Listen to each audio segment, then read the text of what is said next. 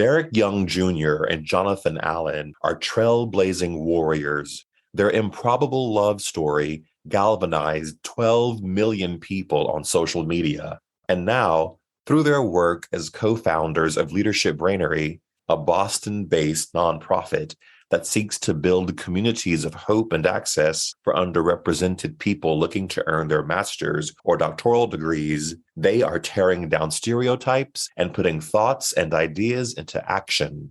What drives these two men? Liberation, equity, and entering into the tough places with, as Jonathan says, a sense of somebodiness. Hello, and welcome to a new season of At the Podium with me, Patrick Huey.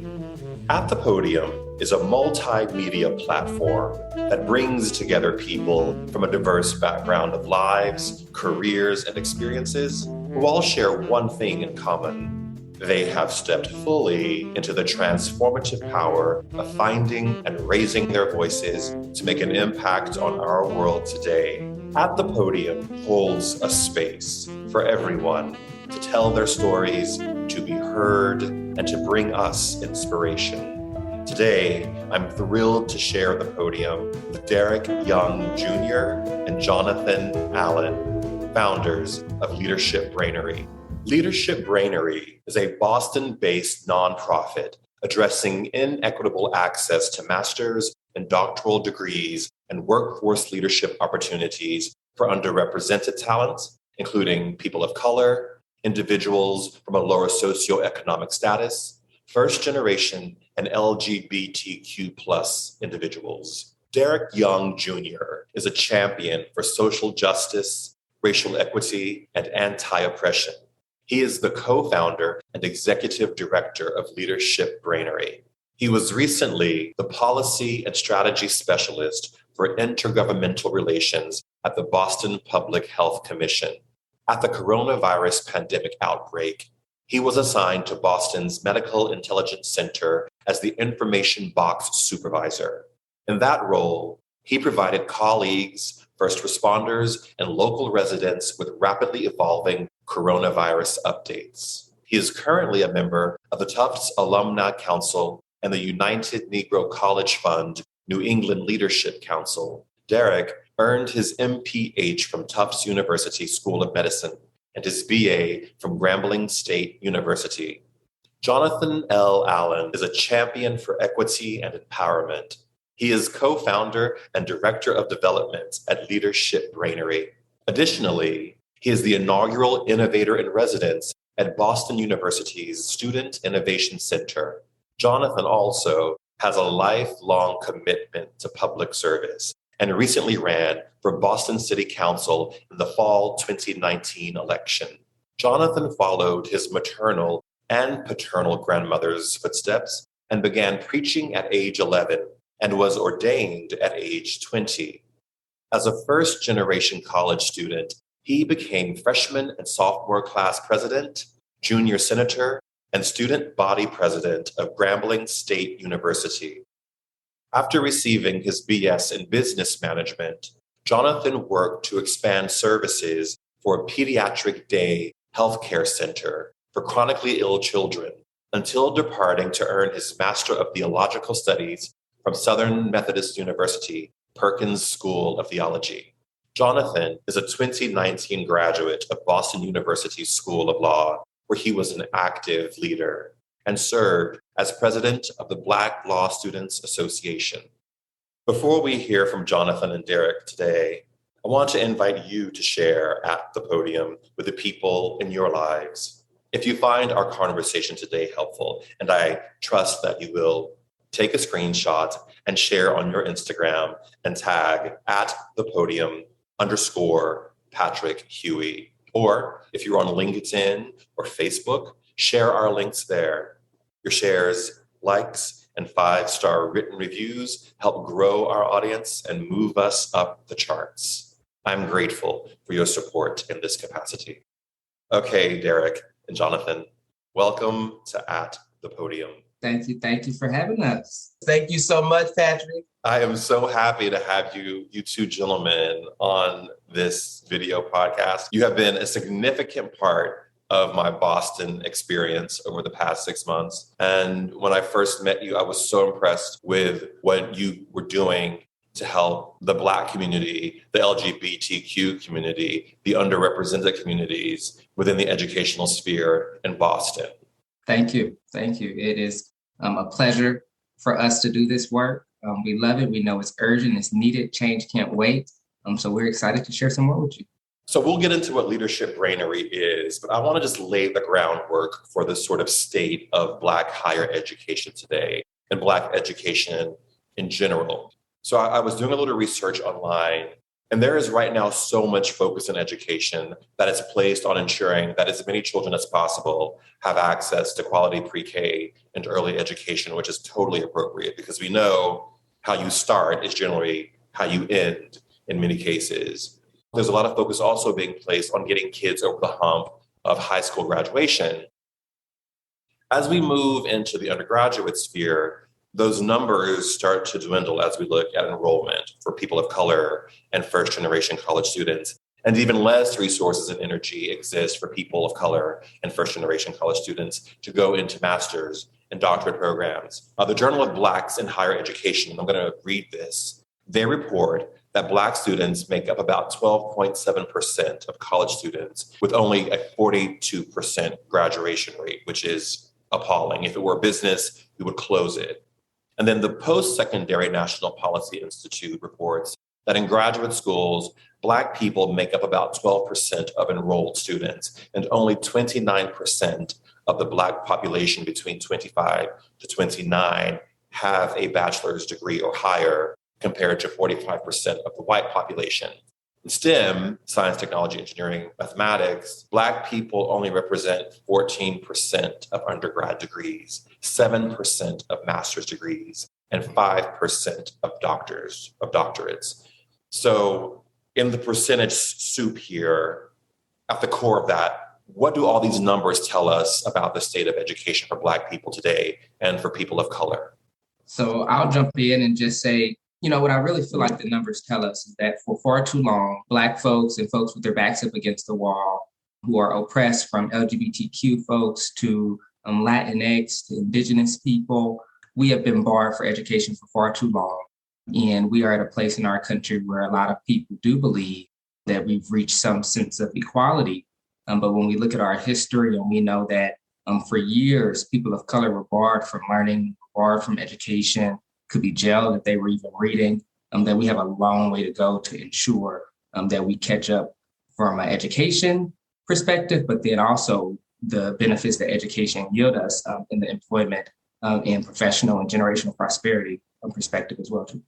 Yeah, which it also reminds us the role that education plays in the larger system. And as Derrick was just alluding to about the benefits and assets that education yields as it relates to your workforce and career mobility opportunities, which is a direct correlation and connection to then wealth and the economy and how people fare out in terms of building financial stability and generational prosperity. And so if Black and brown folk are struggling, and the data that you pointed specifically focused on Black folk, if Black folk are having that disparity and inequity and imbalance in not only is access to quality education, both at the K through 12 undergraduate, but particularly we focus in our work at Leadership Brainery on the graduate school, the master's and doctoral degree sector, because primarily of the connection it also has to management level and leadership roles in the workforce where higher wages and higher income is being earned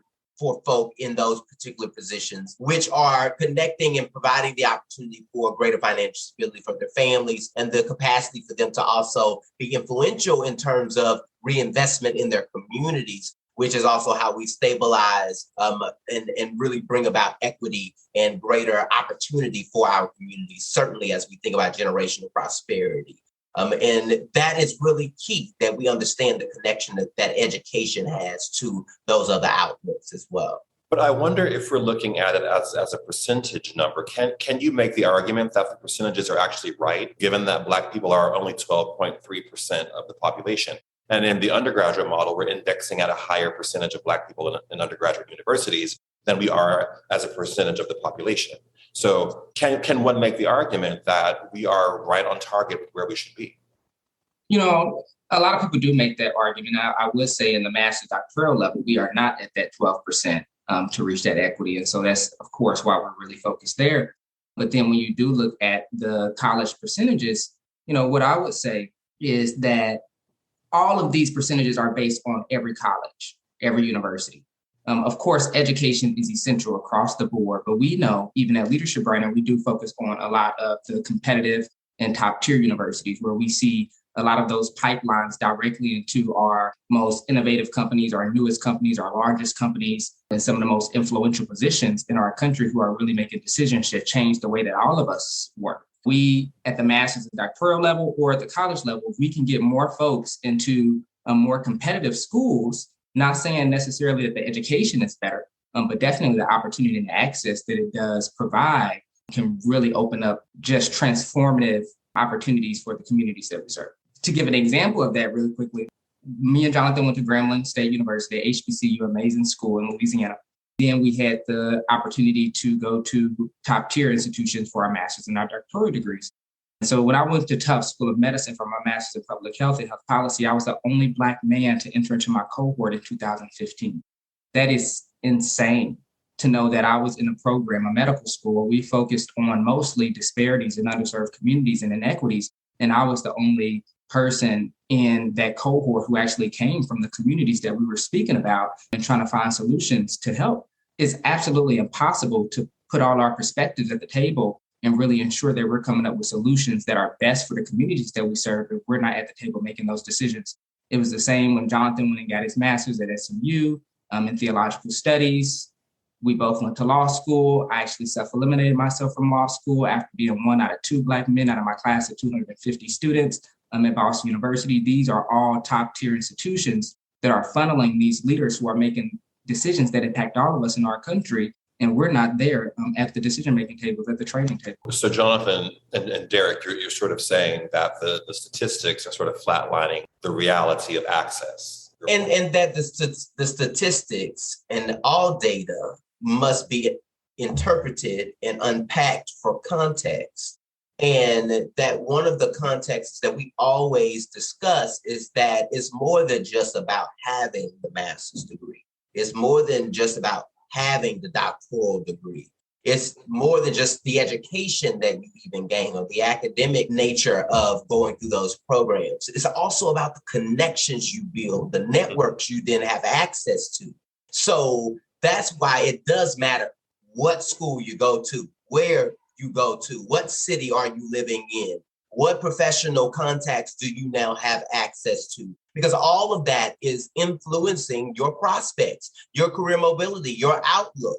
And so, yeah, you can just go get a master's degree, but if you didn't meet anybody in the process, if you didn't build a network in the process, then just having the graduate degree isn't the bag. It's having the network that you're really looking to gain. And so that's why it's important that you be strategic and intentional of always remembering the systemic nature of it all. And knowing that the schools that are at the top tier of the rankings, for example, are the ones that companies are prioritizing when they are recruiting to hire talent into their management level and senior leadership roles, particularly the top tier companies, where you are going to earn more and be able to have more accelerated access or in a more accelerated pathway to wealth.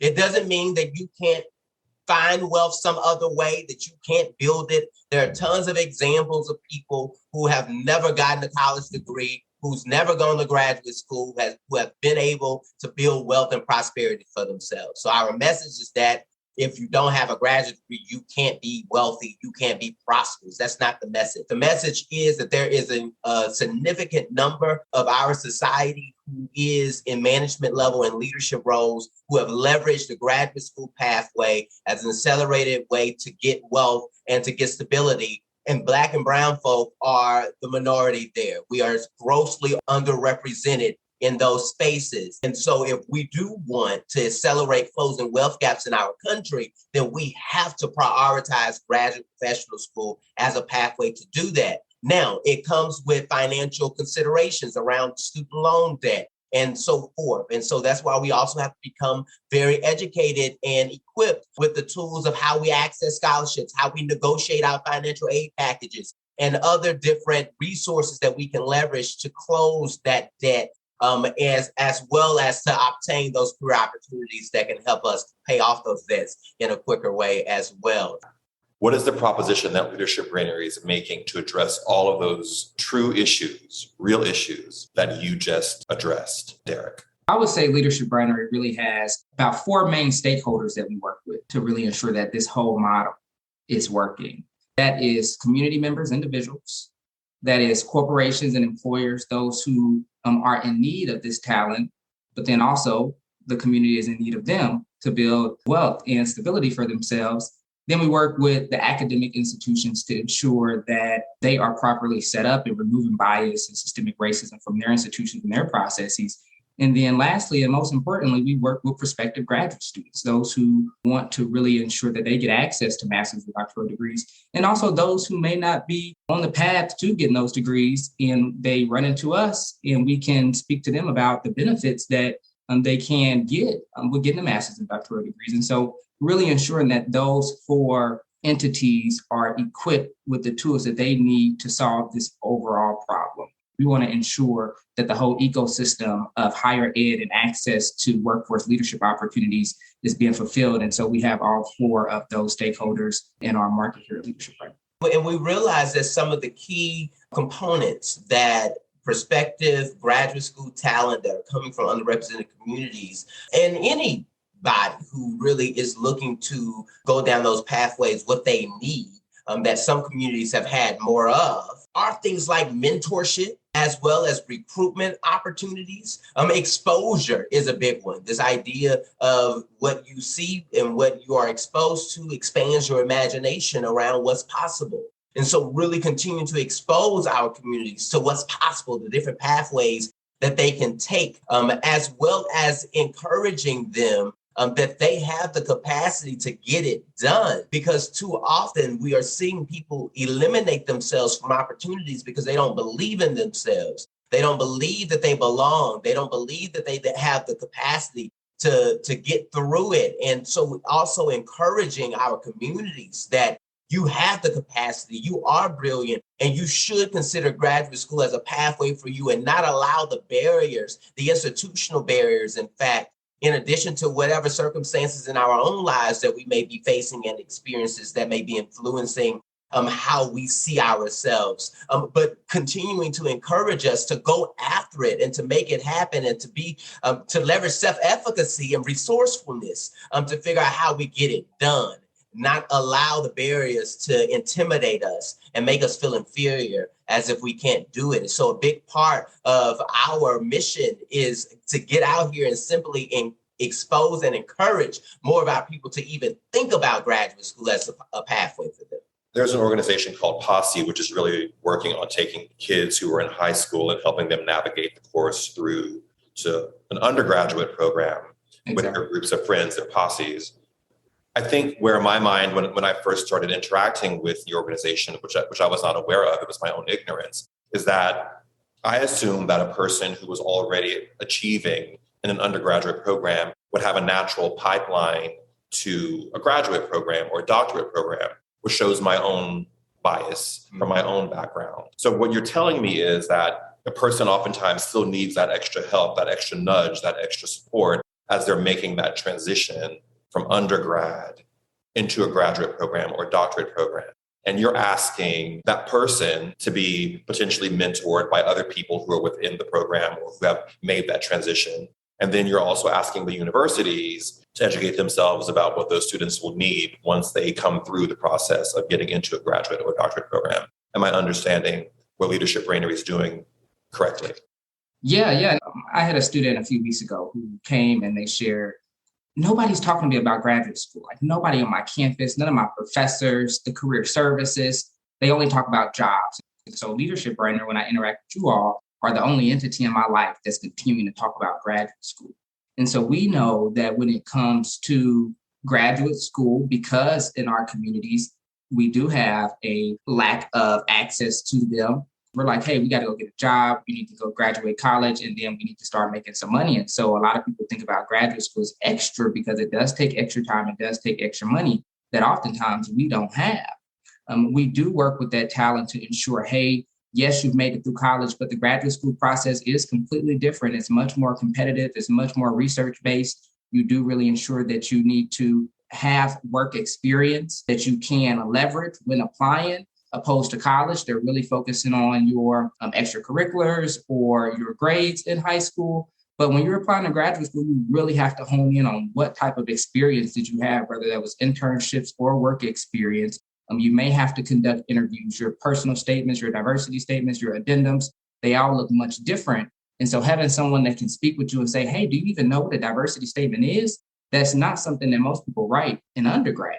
And so to know that, hey, these universities are looking to what diverse perspectives will add to our cohort that we bring in. And there are additional statements that you can submit, because when we do read one statement from a Black person, typically there may be some bias. So you want to give them as much information as possible. So we encourage all our students to submit all 3 statements. If they allow you to do a video. Make sure you do informational interviews before you apply.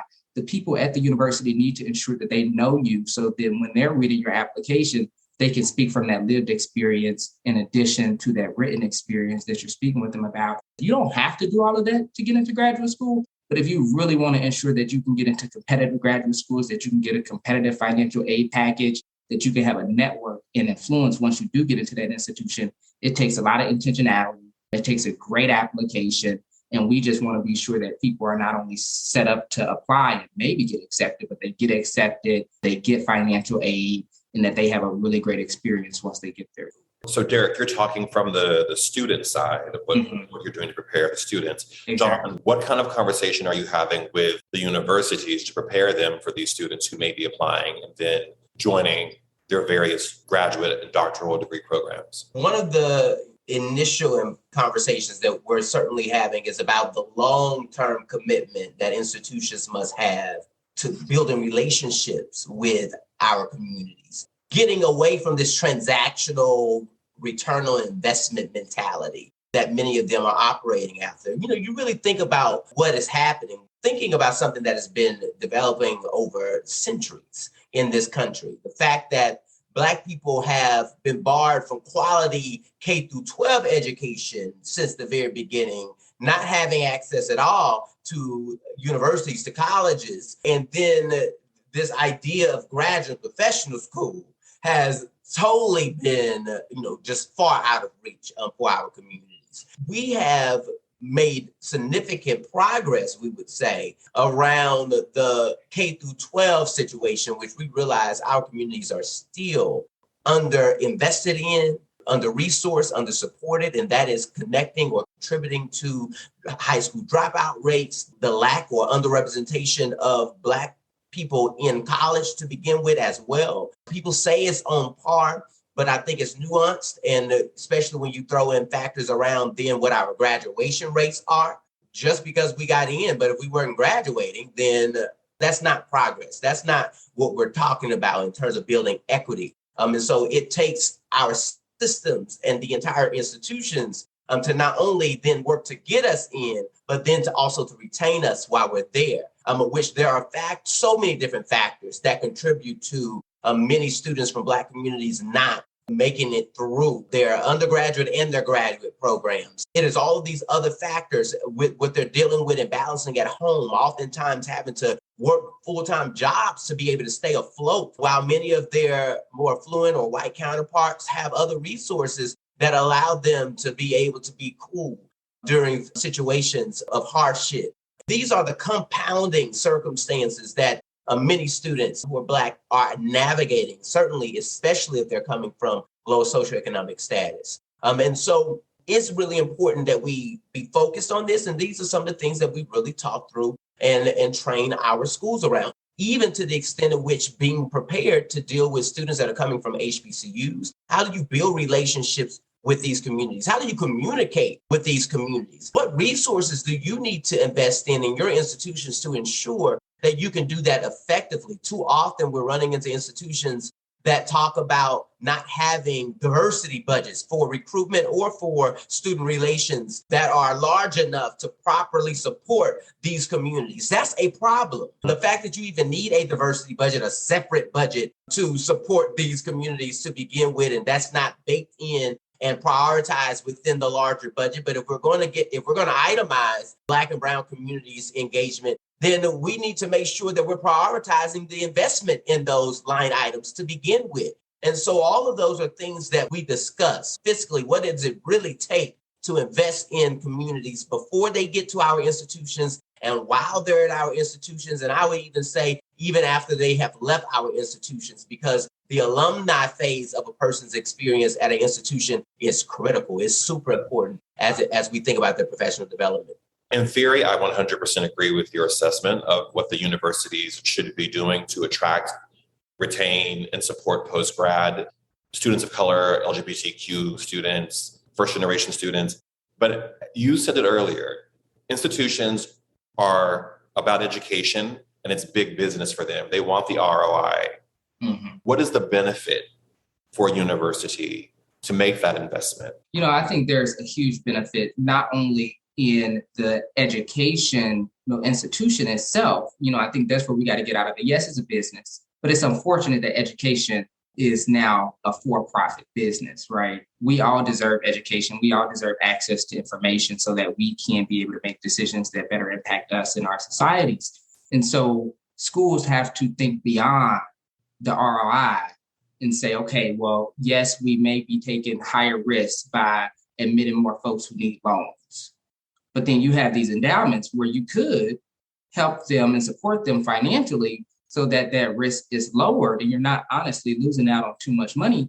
But then also when it comes to the perspectives in the classroom, and that's where we really hone in on, like education is not limited to that institution. And once you leave, it just disappears. Education is connected to our overall landscape as humans. And if we really want to ensure that our governments, that our companies, that our communities are navigating from an equitable lens, or navigating from a knowledgeable lens, that we know what's has happened in our history, that we can articulate that we can understand that, then we'll have a better society. And academic institutions have a social responsibility to ensure that our society is equipped and set up to really make sure that everyone can thrive. And so when we restrict certain folks from access to this education that is really opening up massive doors for a lot of people, you have a ripple effect in our entire society.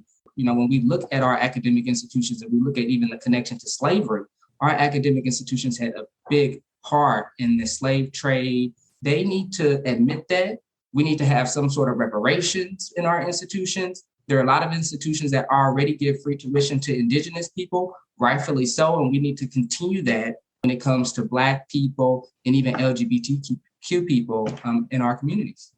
Go ahead, Jonathan. I think that's so important because I think it's right. It is the right thing to do. And a lot of people say, well, the world of capitalism is not about the right thing to do.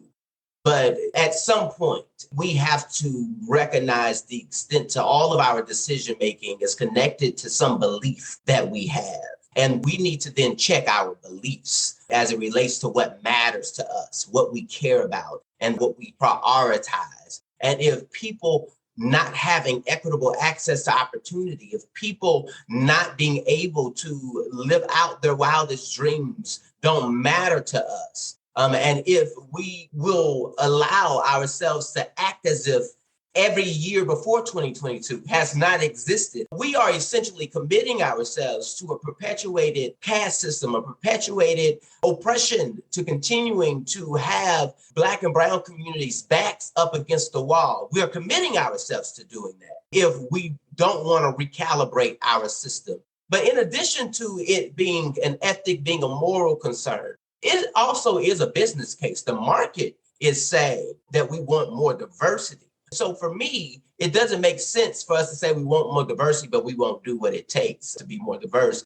which, I'm so grateful that Derrick had raised a point the other week that to achieve diversity, which is the balloon, you have to have equity, which must be the root. And so we have to prioritize it. And I feel as if the business case that has been made around DE&I, diversifying our institutions, has led with diversity. And so equity has been prioritized and kind of stagnated in the background. And then we've added it to the acronym, and we're using the word equity, but we're not prioritizing equity. If we are prioritizing equity, then this era must be all about equity so that we can get to the era where we celebrate diversity. Do you think that the diversity conversation is very comfortable for people because you can talk about diversity? Absolutely. Absolutely. The results of diversity. That's why it is still, this is much so a moral imperative. That's why our hearts do matter. That's why what we believe and what we are committed to matters. Because if we really want to see Black and brown communities liberated and walking in prosperity, then that means we have to prioritize equity. So if you're going to choose instead to prioritize the facade of diversity, then you're not serious. You're not doing what you're professing you're doing. A few weeks ago, we were at a conference, a talk, Jonathan, that you were hosting at BU. And there was a representative from Mayor Wu's cabinet there. And the question about progress versus movement came up. And that sort of ties into what we're talking about today, because there has been a lot of movement for the Black community around education in general, but also as we're looking at moving into higher levels of education, the graduate and the doctorate programs. Is there real progress? And I ask that because if we have the fortune of having Martin Luther King Jr. sitting on this phone call, and Malcolm X sitting on this phone call, and Harriet Tubman sitting on this phone call, would this conversation today be frighteningly familiar to them that we are discussing how we as Black people can build wealth and equity in America? I would say you named all those people, and who we put on the pedestal the most, rightfully so, is Dr. Martin Luther King. Dr. Martin Luther King got his doctoral degree from Boston University, and he leveraged that doctoral degree to make change all around the world. He is an example of our theory of change, that when folks get access to networks and education, that they can make movements and really change the landscape, not only for themselves, but for everybody else. And we have to stay focused on getting the progress, seeing that the outcomes that we seek come to fruition. Often in conversation, we get trapped in the semantics of everything. That was something that Dr. King, and I believe it was Stokely Carmichael, that they were feuding about. The fierce urgency of now. We had some of the slogans, certainly, that Dr. King went by versus Black Power, which was the slogan of Stokely Carmichael. And they didn't agree that that was what the language should be. And they're fighting against each other about what we should be saying quite often, but they're feeling the same thing. I think that our measurement of if we're making progress or just moving should really be based on how much we've come together. Are we more divided or are we more unified?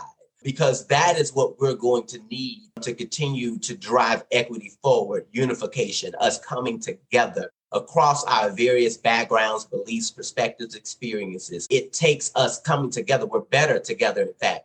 One of our greatest challenges is division, discord. As long as we are separated, the more vulnerable we are to the enemy and to defeat. You can take that enemy word literally, figuratively, spiritually, however it relates to you. But certainly those things that seek to be against the values that make us better, like love, peace, justice, dignity. So are you saying, Derrick and Jonathan, that the question around progress versus movement, motion, is not a real question? That it's a more nuanced understanding of what it means to be a Black person throughout the history of America? Is that the position you're taking on this? No matter what you do, whether you're talking about civil rights, whether you're talking about women's rights, whether you're talking about LGBTQ rights, we're seeing right now in our Supreme Court that these things go back and forth, up and down all the time. And we just have to continue to ensure that we're committed. And as long as we're committed, I think that we are making progress. I think that other folks need to ask themselves, are they committed? Have they not let off the gas when it comes to liberation for Black people? And I don't think that other people can say the same thing. Or otherwise, just like in 2020, just like in these other things that we've continued to see, I don't know, with the mass shooting that just happened out in Buffalo, New York, if we will see the riots of the white people rising up again. But when that does happen and they take over the streets, they need to continue to ensure that they are there when we're not having a national crisis in our country. And then once you do that, I know you're committed. But what I do know is that it's a lot of Black people still in the streets every single day with no money, putting their life on the lines to make sure that other Black people are liberated. And we need to make sure that our allies are doing the same. Jonathan? Yes, and that at the end of the day, after you've asked yourself whether or not you've made progress or not, that's not really the answer that's going to make a difference. It's then asking yourself, what does it take to make more progress and the progress that needs to be made? And am I committed to doing that? And go and do it. Always being in a state of action is super important. Reflection is critical, certainly to developing wisdom. And so, yes, in the process, always reflecting, asking yourself those important questions to make sure that you are checking where you are and on par with where you need to be going, but also being committed to ever being in a state of forwardness, a state of action, to actually apply pressure to accomplish what it is we're trying to accomplish. And that's liberation, that's prosperity, that's joy for people who for too long have had their backs against the wall. That's love abiding and bringing us together no matter what we may see and what we may feel in terms of the setbacks, in terms of the moments in our history and in our society in which we have these bold exhibitions or examples of hate show themselves through. We can't allow that stuff to cause us to become fearful, so to where we become paralyzed and not moving. We got to keep going. We got to keep holding on to hope. Hope is what's going to drive us forward, no matter what's in front of us. Jonathan, in 2019, you ran for Boston City Council.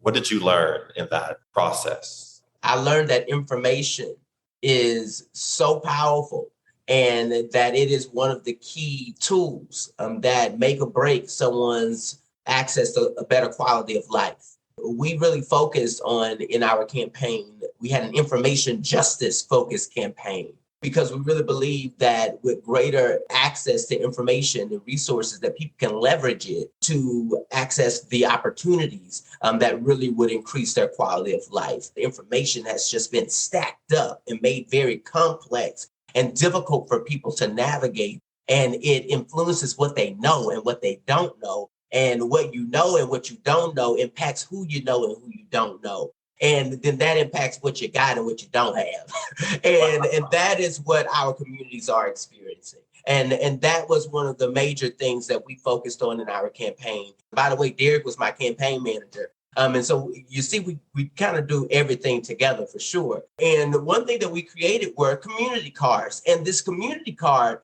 had on it different community resources, different restaurants we partnered with, and other businesses in the community gave discounts for people who had the community card. We had information about what the city council did, because we know that so many people that we met didn't even know what the city council was or who their city councilor was and what their responsibilities were. And so we educated them around their role in informing the city's budget or approving the city's budget, their role in recommending policies, their role in being the liaison between them and the government, particularly around accessing resources and services. And so we educated the community, and we gave over 5,000 of those cards away to our community. And so we're just so proud, though we did not advance, that we were able to raise even the conversation up to a greater level of equity that made equity a very important topic for even the other campaigns, the other candidates to be talking about. There's never been a person, I ran for city council to represent District 9, which is Austin and Brighton. It's a very transient district. And so we also really pushed greater voter registration for students that live in this district. Though you may be from somewhere else, you're about to spend 4+ years in this city, in this community. One, you should know that you are a part of it, and you should get active in voting. And that's something that we encourage people all over the country to be doing. If you are a student in college living in another community, that you go there and you get involved there, because you are absolutely contributing and taking away from that community in some type of capacity. You referenced this a little bit in your answer, Jonathan, and Derrick, you alluded to this earlier. Both of you have worked tremendously well within the systems of government, within the systems of these institutions, and you've both achieved so much. Do we need agitation outside of these systems to move our cause for Black people, Latinx people, LGBTQ plus people, first generation students forward? Do we need that force that's from without that? Where is our Stokely Carmichael? Most definitely, like we said earlier too, we definitely do not believe that everyone should or want to get a graduate or professional degree. If not for the activists on the ground who decided not to go to college, who decided to stay in the community, learn the community, be educated about the community, about the concerns, about the needs, about how we navigate as a culture, we would not be able to do what we're doing. So it does take a village. It takes all of us. It takes, when we go into the university, it's much different because, a lot of the other students, at least when we were there, they would go, they would talk to the professors, but we're making sure that we are building communities with the janitorial staff, with the cafeteria workers, and they became our communities. We'd go over their house, they would come over ours, we would go out together. And next thing you know, one of the daughters of one of our close friends that we met there, we're talking to her about graduate school. Now she just graduated with her master's degree. And so still being able to set up that generational wealth and build community with all people is essential. We can all learn something from each other. And I think that's what we continue to fail to learn in our country is the benefit that we all gain when we just sit down and have a conversation. Jonathan shares all the time, more so from a theological perspective. If we want to know more about God, then we need to spend more time with what God has created. And that is people, that is the community, that is the universe, that is nature. The more we can spend time with each other, the more we'll know about God, if that is the aim for you. And so for us, we do benefit significantly from engaging everyone in our communities. And if not for some of the folks with their backs up against the wall, if not for the trans folks who are out here being barred from every single opportunity that they try to get in front of, we know the LGBTQ rights and everything that we benefited from would not be the case. And so it takes a village for sure. It takes a village. And I pose the question, aren't we able to be even more impactful? Can we be even more dynamic? Can we make even more progress if we learn to work within and without? Do we have to limit ourselves to one space, one sector, one domain? And so what we do is very much so interconnected. We work within and without. We're not limited at all within government or within the political space or within academia. We are addressing these issues on so many different levels and from so many different angles. And in fact, for those people who are going to go into institutions, maybe within government, for example, we encourage folks to think about how do they enter in with a sense of somebodyness. Because we need people in those spaces that are activating them, transforming them, providing insight and perspective that help evolve them. And so it's within and it's certainly without. It's critical that we understand that those of us who are concerned with social transformation, that we have to continue to develop self-awareness, social awareness, and spiritual awareness, which I truly believe is really critical for those of us who are called to lead at the intersections of life. I want to switch gears a little bit because a really unique and beautiful facet to this story and this community that you're building around Leadership Brainery is the fact that you two have had an incredibly well-documented relationship. You posted a proposal video that got over almost 250,000 views on YouTube. So there was something, and I watched the video last night, which was beautiful. And knowing you two, it only resonated more deeply for me. That being said, we know that there's still a great deal of work that needs to be done around same-sex anything in the Black community. How have you two navigated this within your own families and your own lives? Yeah, no, great question. I would just start off by saying we actually had about 12 million views across the board. Wait a minute. I didn't see 12. Wait a minute. So the quarter is just on our personal YouTube. But on the other platforms that we were actually on, it was much more beyond that. I say that only to give information to my next statement is that we do have a very long way to go. And because we were able to attract folks all over the world because they saw two Black men in love should not be a thing, honestly. That should be the norm. Like we should be able to see Black men and men in general in love, and it not be a viral thing. And it was a great experience for us. I definitely want Jonathan to speak to his personal experience, but I would say I came out at a rather younger age at 16. It was definitely difficult in my family with my father and my mother in navigating that process. And I ended up going away for college because I did want to detach myself from everything that I was experiencing when I came out. But I would say it took time, and my family has come to a place where they do embrace me, they do love me, they love Jonathan so much.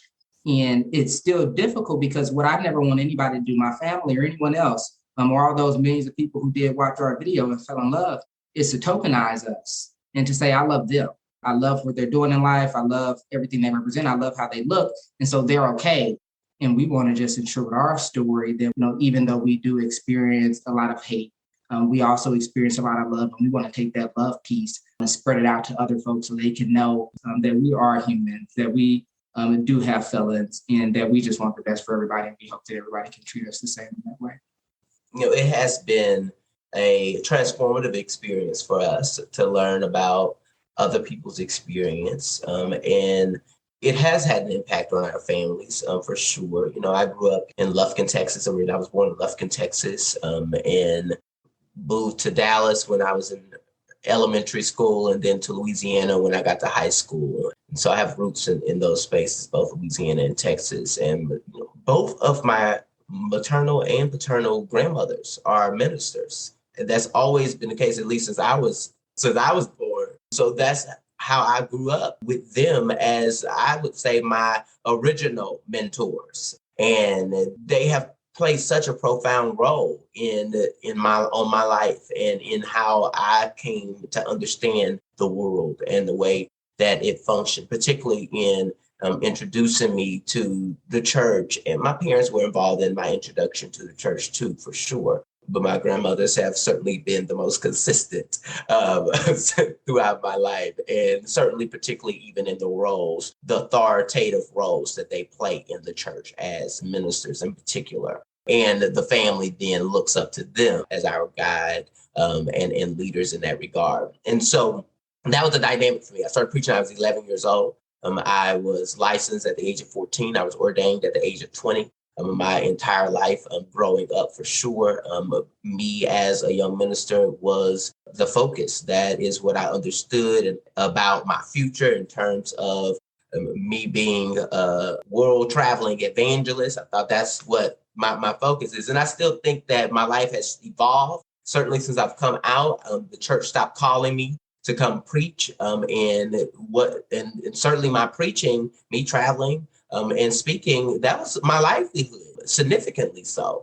So that was a shift in my life. And I was in my first year of law school when that shift really took hold. I was in the process since 2014, really starting to more fully begin accepting. The process has started before then. Certainly when me and Derrick first got together, I really began to think more intentionally about, what is my future going to be like? Who am I?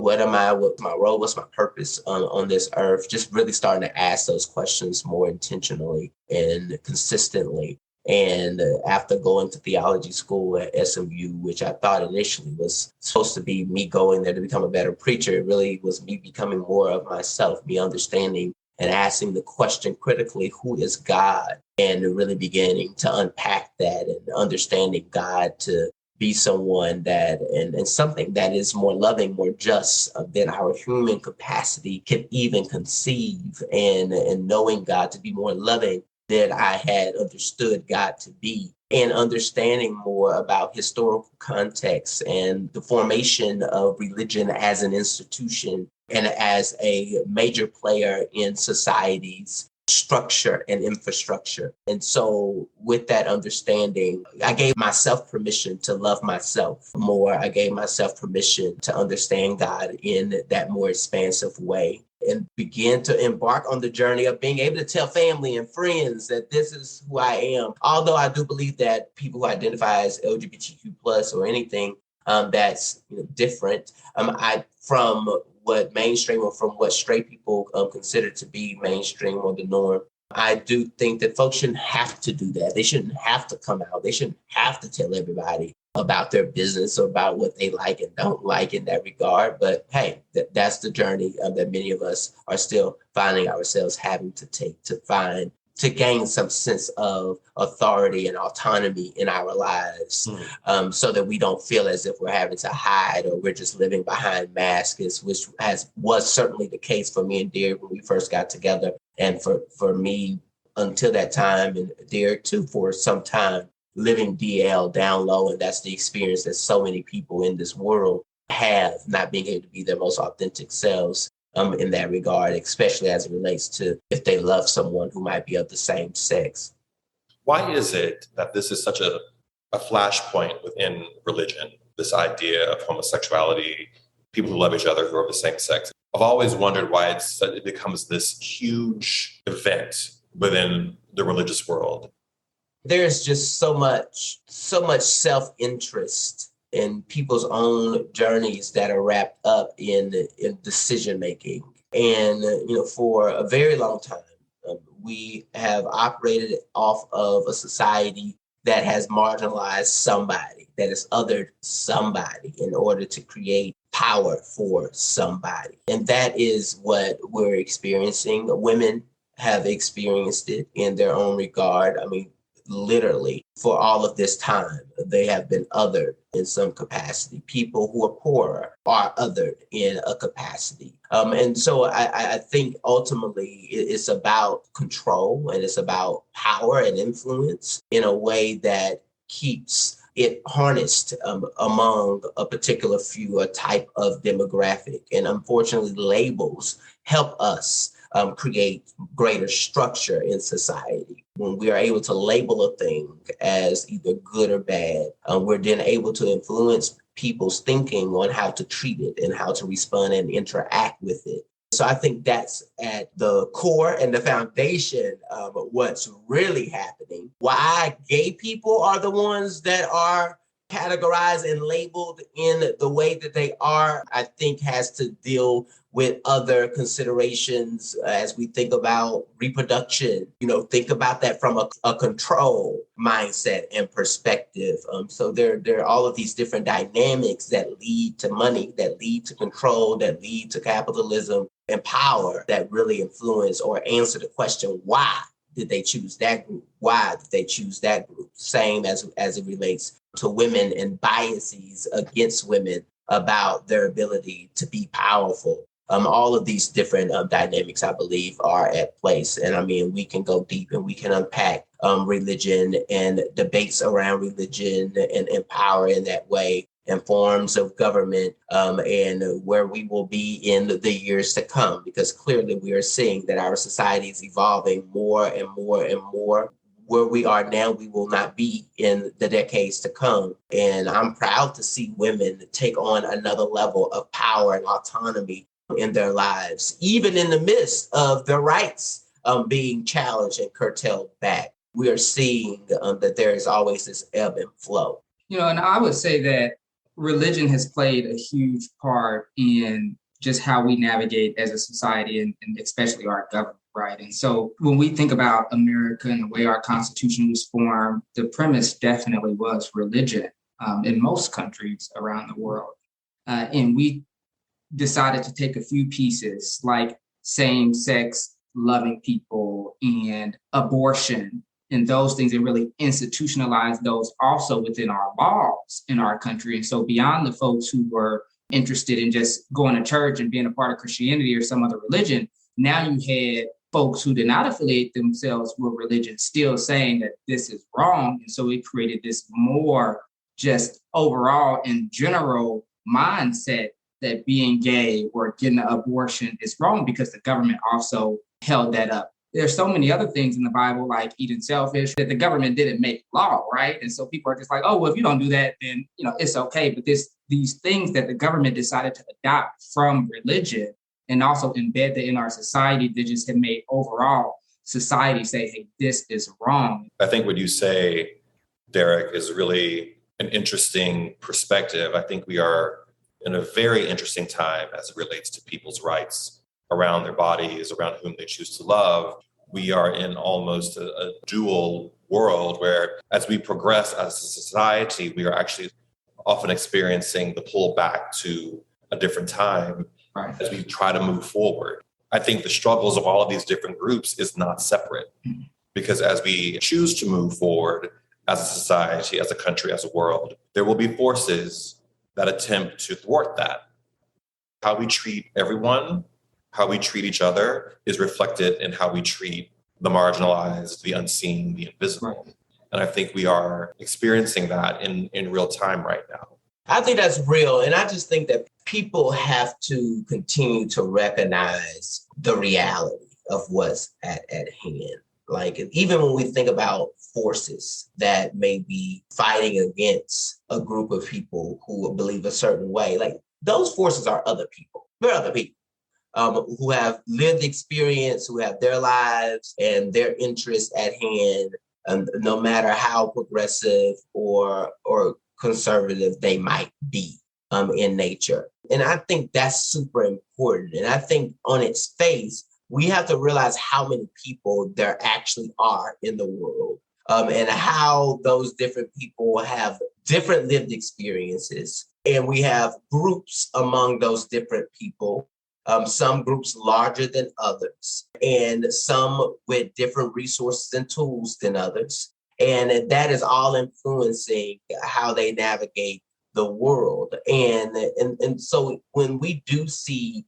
society shift in a certain direction, that's because a particular idea has resonated with enough people that they've mobilized around it, and they've then been able to start shifting policy in that direction. What that means is that another ideal can take flight and gain enough traction among enough people. And some of those people who it gains traction with can technically be among the group who were a part of the other movement we saw happening. It just depends on it could be something very simple that they resonate with that could make them then support this other policy. And we're like, well, how are you supporting that policy yesterday, but you're supporting this policy today? It's because there was something about that particular idea that resonated with them. It could be the most simplest thing that they haven't even necessarily always given thought to the long-term implication of a particular policy. They just resonated with a sect of it. And the way in which they get energized around it could be more than just they read the policy. It could actually be something as simple as the right person came up to them with the right energy, the right personality, and with the right message, and it convinced them, fired them up. They didn't even take the time to read everything else that the person was proposing to them. And that is what changed their mind or got them on board with a particular idea or policy. It's that nuance. It's that specific as it relates to how we see society evolve and shift and shape over time. Do you all own the role model status? Say more.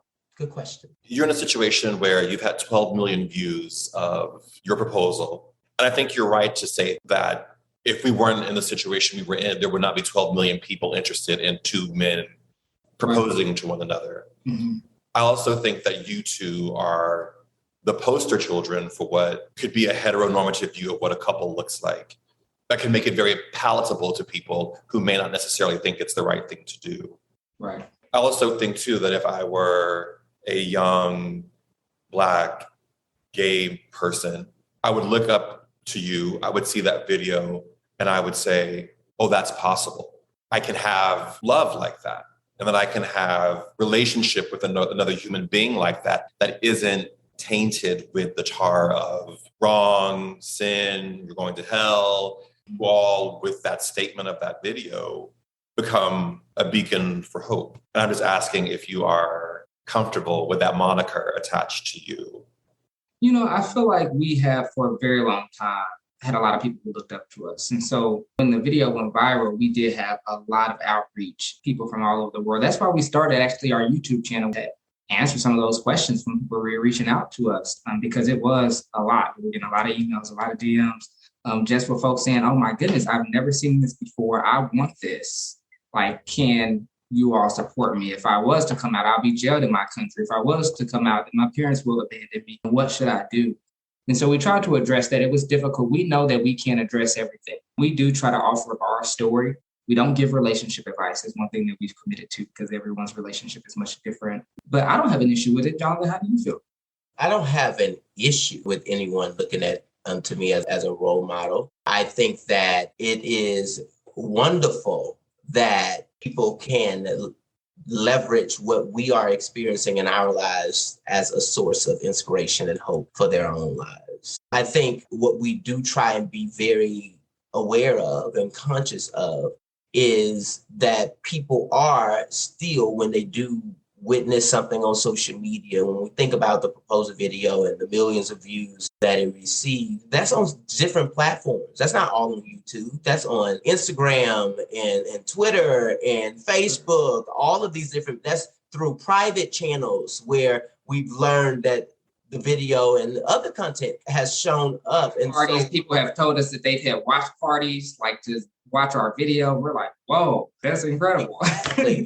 So we understand that, people are engaging with us in so many different ways, so many different capacities. And what we really try to be mindful of is the extent to which people interpret us and make assumptions about us based on that very limited experience. And so we understand that then your interpretation about who we are and how we are is based on a very sliver of content and information.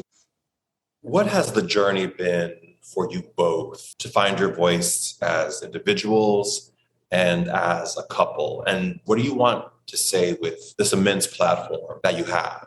I would say that when I first met Jonathan was already a very high profile individual. He was speaking everywhere. Everyone knew him. He was a minister. And so at that time, we weren't out.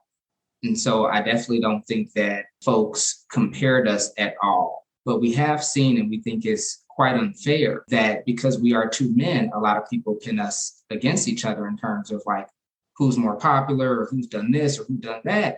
But in heterosexual relationships, people don't do that. They expect that the man is supposed to be doing all of these great things and the woman is supposed to be submissive, all of that. But with us, it's just like always this power struggle that people try to pin us against each other with. And I would say that Jonathan also is older than I am. And so over time, through my experiences, as Jonathan navigated like graduate school and doctoral degree before me, and it's like, okay, that's great. You're building that community, that network, and that voice. I've definitely trailed behind and created a voice of my own. And now we have a leadership brand. We've always worked together.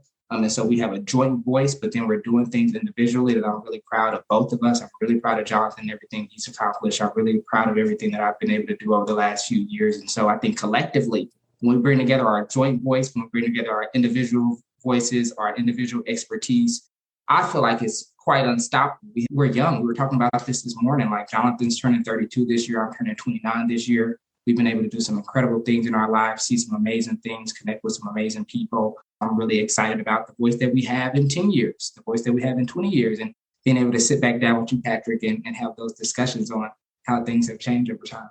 Yes, I echo all of that and just would only add that I feel that this journey of cultivating our voice, we've been able in the last few years, I believe, to hone in on being our most authentic selves and not trying to please or perform for anybody.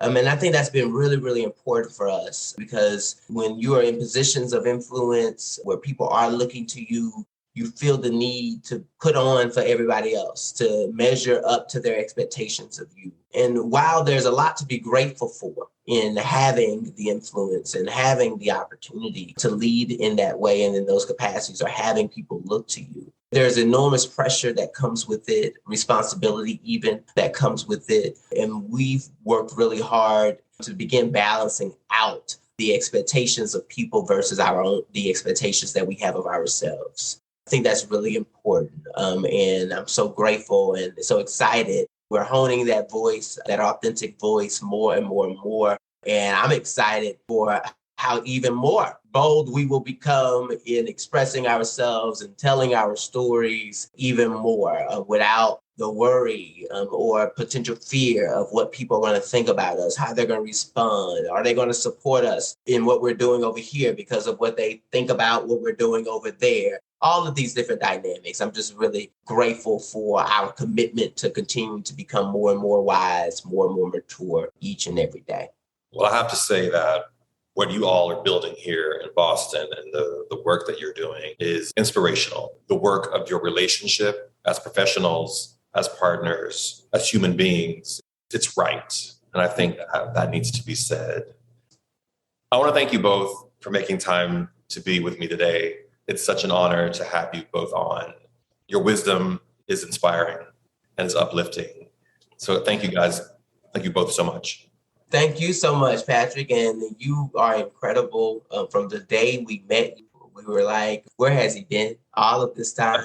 You are a light to so many people. Your spirit is so pure. There is no doubt about what your intentions are. And so I think that's really powerful and profound. And we're honored to be your friend and to be your friends and to be on your platform today and supporting you in this way. And thank you for giving us the opportunity to share our story, for giving the opportunity for so many to share their stories. And we continue to wish you nothing but the best as you continue to go out and give the world your gifts.